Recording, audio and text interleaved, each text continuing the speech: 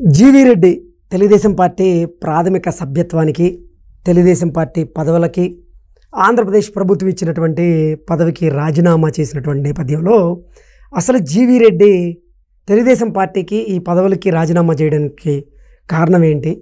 అసలు చంద్రబాబు గారితో భేటీ తరువాత జీవీ రెడ్డి ఇటువంటి సంచలనమైనటువంటి నిర్ణయం ఎందుకు తీసుకున్నారు? అసలు తెర వెనక ఏం జరిగింది? ఏపీ ఫైబర్ నెట్లో ప్రక్షాళన చేసి తన మార్క్ని చూపించాలనుకున్నటువంటి జీవీ రెడ్డి అనుకోకుండా పార్టీకి పదవులకి ఎందుకు రాజీనామా చేశారనేది పూర్తి స్థాయిలో విశ్లేషణ చేసుకుందాం. ప్రస్తుతం మనతో పాటు ఉన్నారు ప్రముఖ రాజకీయ విశ్లేషకులు, ప్రముఖ సీనియర్ జర్నలిస్ట్ సిఎస్ రావు గారు. సార్తో మాట్లాడదాం. సార్ నమస్తే. సార్ నమస్తే.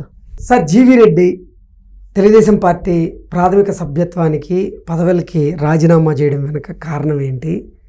అసలు ఏపీ ఫైబర్ నెట్లో నేను ప్రక్షాళన చేసి చూపిస్తానంటూ చెప్పిన ఆయన సడన్గా ఎందుకు రాజీనామా చేశారు? ఏం జరిగింది తెర వెనక? ఇప్పుడు ఆయన ఎందుకు రాజీనామా చేస్తున్నాను అని చెప్పి లెటర్ ఇచ్చారు కదా, అఫీషియల్గా లెటర్ అయితే ఇచ్చారు. వ్యక్తిగత కారణాలు దృష్ట్యా నాకు అని చెప్పి రాశారు కదా, రాసి రాజీనామా చేశారు.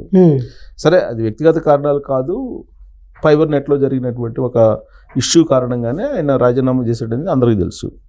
రాజకీయాలకు దూరంగా ఉంటాను అని చెప్పేసి అన్నట్టు నేనేదో లా చేశాను, లా చేసుకుంటాను, ఈడీ లాయర్గా ఉన్నాను ఏదో చెప్పారు ఆయన.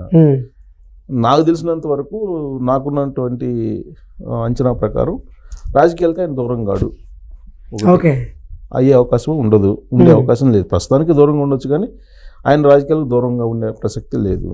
సరే, ఓకే, ఆయన ఉంటారా తర్వాత ఆయన ఇష్టం అది. కాకపోతే ఆయన రాజీనామా చేయాల్సిన పరిస్థితి వచ్చిందా, రాజీనామా చేశాడా ఎగ్జాక్ట్లీ అనేది చాలా క్లారిటీ రావాలి దాని మీద. ఎందుకంటే ఇప్పుడు సోషల్ మీడియాలో ఒక హీరోగా గత 24 గంటల నుంచి ఆయన్ని ప్రొజెక్ట్ చేస్తున్నారు. ఆడు మగాడ్రా బుజ్జి అనే హ్యాష్ ట్యాగ్ని జోడించి ట్రోల్ చేస్తూ ఉన్నారు. ఇది ఎలా ఉంటుందంటే, కొన్ని ఇష్యూస్ని మనం కనుక అన్ని కోణాల నుంచి ఆలోచించకపోతే, ఒకే కోణం నుంచి ఆలోచించినప్పుడు ఇలాంటివే వస్తాయి. మగాడ్రా బుజ్జి అని ఇలాంటి భావోద్వేగాలుని అనుకూలంగా మలుచుకోబట్టే జగన్మోహన్ రెడ్డి గారు 2019 ఎన్నికల్లో అధికారంలోకి రాగలిగాడు. అలాగే ఒక ఇష్యూ జరిగినప్పుడు దానికి సంబంధించినటువంటి అంశం ఎలివేట్ అయ్యే కొంది అది ఒకే వేలు వెళ్తుంది, బట్ డిఫరెంట్ కోణాల్లో ఆలోచించాలి. ఆలోచించినప్పుడు మనకి అర్థమవుతుంది అసలు ఇష్యూ ఏంటి అనేది. ఇప్పుడు ఒక ఇంట్లో కుటుంబ పెద్దలు ఉంటారు, పిల్లలు తప్పు చేస్తారు. పిల్లలు తప్పు చేసినప్పుడు కొన్ని బయటికి పెద్దలు చెప్పుకోలేరు, దిగమింగుంటారు, వాళ్ళు బయటికి చెప్పుకోలేరు.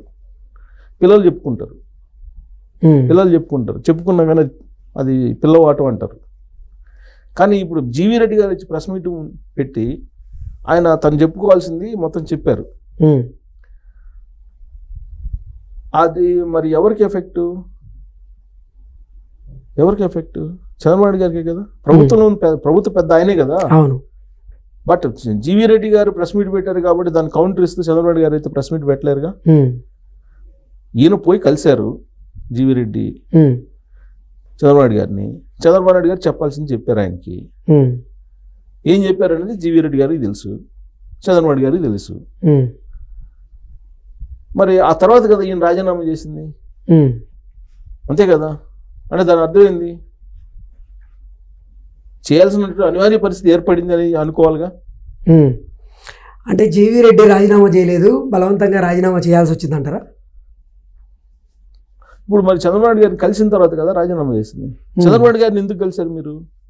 మీరు చెప్పాల్సిందంతా పబ్లిక్ చెప్పేశారు, అయిపోయింది. అయిపోయిన తర్వాత మీరు ఎందుకు కలిశారు? ముందు కదా కలవాల్సింది ముందు కదా. ఇష్యూ ఉంది, అది నెరవేరట్లేదు. ఓకే, మంచి కాజే అనుకుందాం. మరి మంచి కాజు దాని మీద చర్చ నడుస్తున్నప్పుడు నువ్వు కలవాల్సింది ఎవరిని? కన్సర్న్ మినిస్టర్ని కలవాలి. ఆ తర్వాత అక్కడ కూడా పరిష్కారం కాకపోతే సీఎంని కలవాలి. అట్లీస్ట్ సీఎంని కలవకపోయినా లోకేష్ గారిని అన్న కలవాలి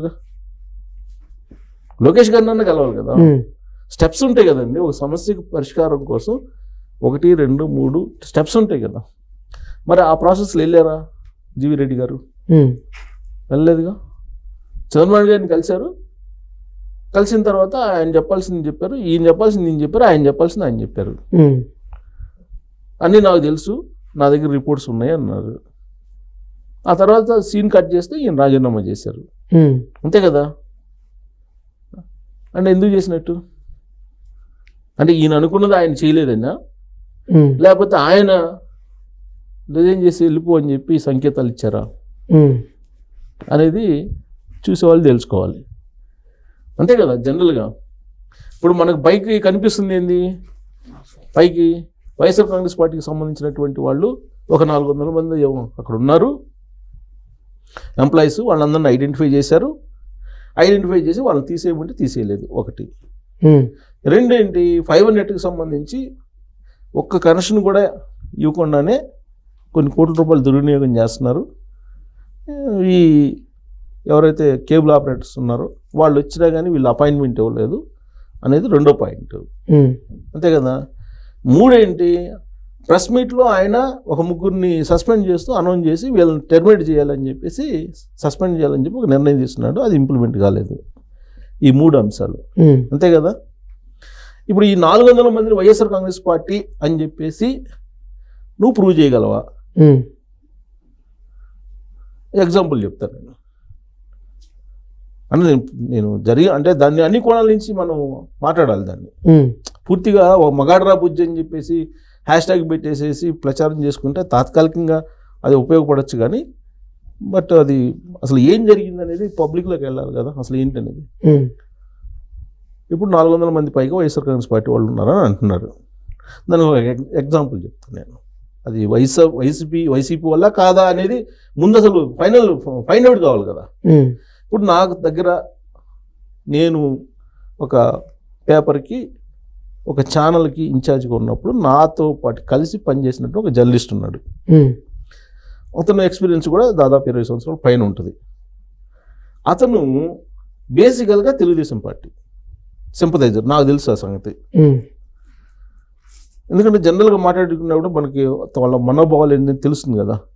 కాబట్టి నాకు తెలుసు, నా దగ్గర నాతో చేశాడు కాబట్టి నాకు తెలుసు మనోభావాలు ఏంటి. అతని ఆర్థిక పరిస్థితి, రకరకాల కారణాలు, వీటన్నిటి దృష్ట్యా ఎన్నికలకు ముందు సాక్షి పేపర్లో ఇంటర్నెట్ దాంట్లో పనిచేశాడు. వెబ్సైట్ ఉంటుంది కదా, వెబ్సైట్ దాంట్లో పనిచేశాడు. అయిపోయింది, ఎలక్షన్ అయిపోయింది. ఎలక్షన్ అయిపోయిన తర్వాత కూటమి ప్రభుత్వం ఏర్పడింది. కూటమి ప్రభుత్వం ఏర్పడిన తర్వాత ఇతనికి తెలుగుదేశం పార్టీ వాళ్ళతో చాలా అసోసియేషన్ ఉంది. లాంగ్ రన్, చాలా 20 సంవత్సరాల జర్నలిజం కెరియర్లో. అక్కడ ఎవరో మినిస్టర్ తోటి అప్రోచ్ అయ్యాడు. అప్రోచ్ అయితే నువ్వు మన పార్టీ వచ్చేసింది, మీరు వచ్చేసి నా దగ్గర పిఆర్ఓ చేయరు అని చెప్పేసి ఆఫర్ ఇచ్చేసాడు ఆ మినిస్టరు. తీరా అతను పోయి జాయిన్ అయ్యేటప్పటికి ఎవరో ఇతను సాక్షిలో పనిచేశాడు వెబ్సైట్లో, నువ్వు ఎట్లా తీసుకుంటావు అని చెప్పేసి అడ్డుకొట్టారు.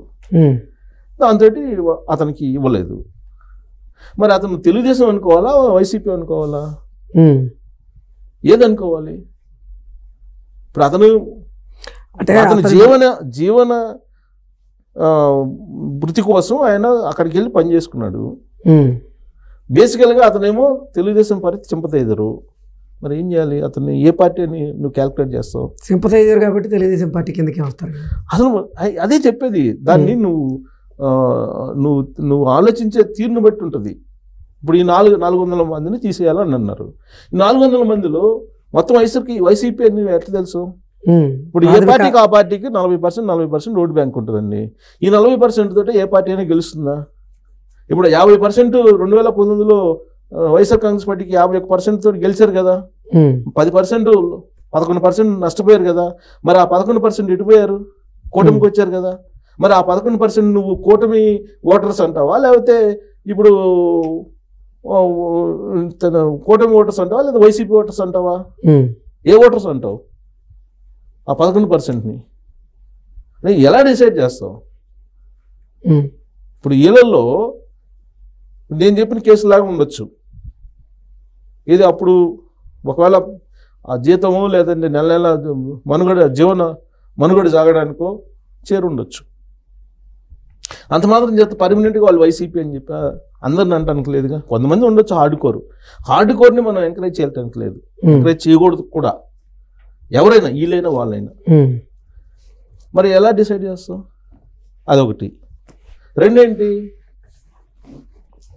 అతనికి వాళ్ళని టెర్మినేట్ చేయమని చెప్పావు. ఎవరికి ఎండీకి దినేష్ కుమార్. సరే ఎండీ ఆటోమేటిక్గా సీఎం ఆఫీస్కి చెబుతాడుగా ఇలా ఉంది ఇష్యూ అని చెప్పి ఆయన చెప్పకుండా అయితే ఉండడుగా. మరి అక్కడి నుంచి వచ్చిన ఆదేశాల ప్రకారం ఆయన నడుచుకుంటాడు తప్పితే ఇండివిజువల్గా నడుచుకోడుగా. ఇండివిజువల్గా అయితే నడుచుకోడు. లేదా కన్సర్న్ మినిస్టర్ ఎవరైతే ఉన్నారో ఆ మినిస్టర్కైనా చెప్పుంటారు. ఆ మినిస్టర్ చెప్తేనే అతను ఆగుంటాడు, లేదంటే ఆగడు కదా. 2, 3 ప్రెస్ మీట్ పెట్టేసి ఆ ముగ్గురు నేను సస్పెండ్ చేస్తున్నానని చెప్పేసి అన్నారు ఎంప్లాయీస్ని ఎవరినో. ఆ ముగ్గురిని సస్పెండ్ చేయడం చైర్మన్ హోదాలో మీకు ఏముంది అధికారం? ప్రెస్ మీట్ పెట్టి నేను అనౌన్స్ చేస్తున్నాను సస్పెండ్ చేయాలి అని అంటే అవును కార్పొరేషన్ చైర్మన్ అండి. దానికి ఉండేటువంటి అధికారాలు ఎంత, ఏ పార్టీవి, అవి ఎక్కడ ఉపయోగించాలి, ఎప్పుడు ఉపయోగించాలి, ఎక్కడ ఉపయోగించకూడదు అని తెలుసుకోవాలి కదా. ఒక కార్పొరేషన్ చైర్మన్కి ఎన్ని అధికారాలు ఉంటాయి ఏంటి అనేది అవి లేకుండా ప్రెస్ మీట్ పెట్టేసి అనౌన్స్ చేసేసి సస్పెండ్ చేయండి అంటే అది హీరోయిజం అని అంటే అది ఎట్లా కుదురుతుంది? దానికి ఒక ప్రక్రియ ప్రాసెస్ ఉంటుంది కదా. అదేమంటే జగన్మోహన్ రెడ్డి గారి గవర్నమెంట్లో ఇవన్నీ జరిగినాయి కదా అంటారు. ఆ గవర్నమెంట్ బాగలేదనే కదా ప్రజలు దీన్ని ఎంచుకుంది. అప్పుడులాగానే నేను కూడా చేస్తానని అంటే కుదరదు కదా. అప్పుడు నేను సాయిరెడ్డి గారు చేశారు కాబట్టి నేను చేస్తాను, లేదా సజ్జల రామకృష్ణారెడ్డి గారు చేశారు కాబట్టి నేను చేస్తాను, వైవి సుబ్బారెడ్డి గారు చేశారు కాబట్టి నేను చేస్తాను అని అంటే కుదరదు కదా. సో ఈ 3 పాయింట్లలో మరి ఆయన మగాడ్రా బుజ్జి లేకపోతే ఇంకోటి ఏదో కాంపెయిన్ చేస్తున్నటువంటి వాళ్ళు మరి వాళ్ళే తీసుకోవాలి డెసిషన్. ఇప్పుడు ఇవన్నీ ఉన్నాయి కదా, దాని ఒక ప్రాబ్లం వచ్చినప్పుడు సార్ట్అవుట్ చేసుకోవడానికి అనేక మార్గాలు ఉన్నాయి. మరి ఆ మార్గాలు నువ్వు ఉపయోగించుకున్న దాఖలాలు లేవు కదా. పోనీ వాళ్ళు స్టాంప్ వేసేసారు, అది ప్రూవ్ చేయగలిగావా? లేదు కదా. ఎలా దాన్ని సైంటిఫిక్గా మనం ఇది చేయాలి కదా ప్రతిదానికి. దీనికి అందరికీ కారణం ఏంటి అని అంటే ఇప్పుడు గవర్నమెంట్లో సమన్వయం లేదు, చంద్రబాబు నాయుడు గారు జగన్మోహన్ రెడ్డి గారు చేయట్లేదు, అప్పుడు జగన్మోహన్ రెడ్డి చేసినట్టు చేయట్లేదు అని చెప్పి ఇప్పుడు అంటారు. జగన్మోహన్ రెడ్డి గారి పరిపాలన నచ్చకనే కదా ప్రభుత్వాన్ని మార్చేసింది.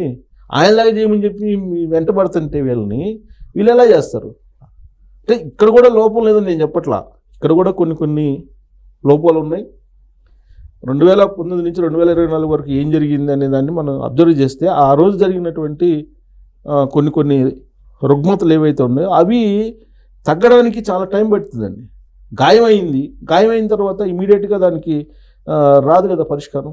దానికి ముందు వేయాలి, కట్టాలి, కట్టుప్పు తీయాలి, అది ఎండపోవాలి, అది ఎండిన తర్వాత మళ్ళీ దానికి కావాలంటే మళ్ళీ ప్లాస్టిక్ సర్జరీ చేయాలి, ఇన్ని ఉంటాయి కదా. గాయపడింది ఆంధ్రప్రదేశ్ అనేది అందరికీ తెలుసు కదా, అందుకే కదా అంత మెజారిటీ ఇచ్చింది. గాయపడినటువంటి దాన్ని సరిచేయాలంటే ఇమీడియట్గా ఒక రోజులో కాదు కదా. 8 నెలలు అయింది. 8 నెలలు అయింది. ఫస్ట్ 2-3 నెలలు శ్వేతపత్రాలతో సరిపోయింది. ఆ తర్వాత అసలు ఈ పరిస్థితి ఏంది అని లోపలికి పోతే నాకే అర్థం కావట్లేదు, అసలు ఎంత దారుణాలు జరిగినాయి అని చెప్పి చంద్రబాబు నాయుడు గారే అంటున్నారు. మరి అవన్నీ తెలుసుకొని చేయాలి. ఇప్పుడు ఈయన ఈ విధంగా ప్రెస్ మీట్లు పెడితే మరి ఆయన వ్యక్తిగతమైనటువంటి ఇమేజ్ ఒకవేళ తాత్కాలికంగా పెరుగుతుందేమో కానీ బట్ ఆయన ప్రక్రియ ఏదైతే ఉందో అది కరెక్ట్గా అదేమో అనిపిస్తుంది. Okay sir, thank you so much.